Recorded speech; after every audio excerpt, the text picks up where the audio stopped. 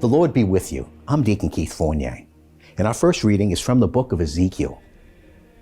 The word of Yahweh was addressed to me as follows: Son of man, prophesy against the shepherds of Israel.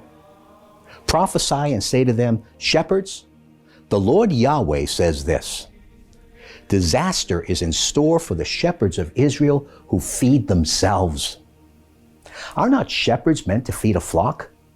Yet you have fed on milk. You have dressed yourselves in wool. You have sacrificed the fattest sheep, but failed to feed the flock. You have failed to make weak sheep strong, or to care for the sick ones, or bandage the injured ones. You have failed to bring back strays, or look for the lost. On the contrary, you have ruled them cruelly and harshly. For lack of a shepherd, they have been scattered. To become the prey of all the wild animals, they have been scattered. My flock is astray on every mountain and on every high hill. My flock has been scattered all over the world. No one bothers about them, and no one looks for them. Very well, shepherds, hear the word of Yahweh. As I live, I swear it, declares the Lord Yahweh.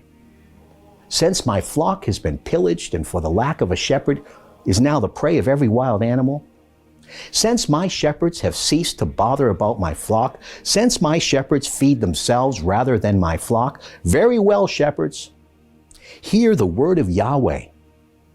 The Lord Yahweh says this: Look, I am against the shepherds. I shall take my flock out of their charge, and henceforth not allow them to feed my flock. And the shepherds will stop feeding themselves, because I shall rescue my sheep from their mouths to stop them from being food for them. For the Lord Yahweh says this: Look, I myself shall take care of my flock and look after it. And our response is from Psalm 23. Yahweh is my shepherd. I lack nothing.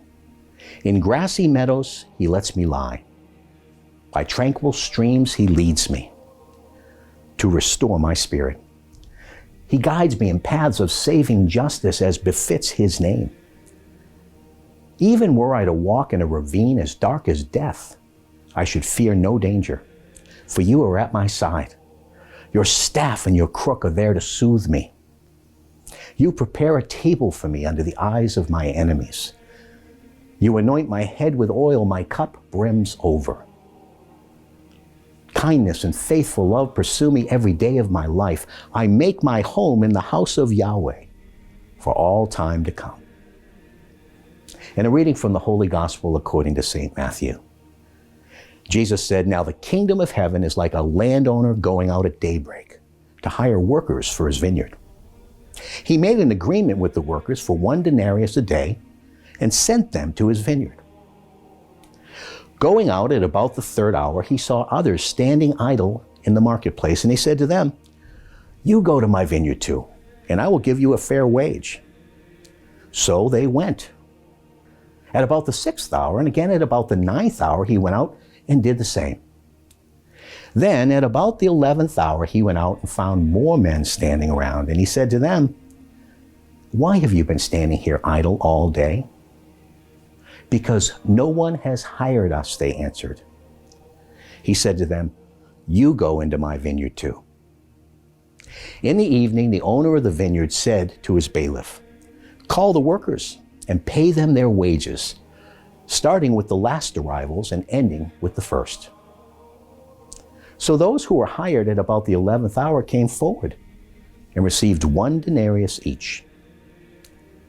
When the first came, they expected to get more, but they too received 1 denarius each. They took it, but grumbled at the landowner, saying, The men who came last have done only 1 hour, and you have treated them the same as us, though we have done a heavy day's work in all the heat.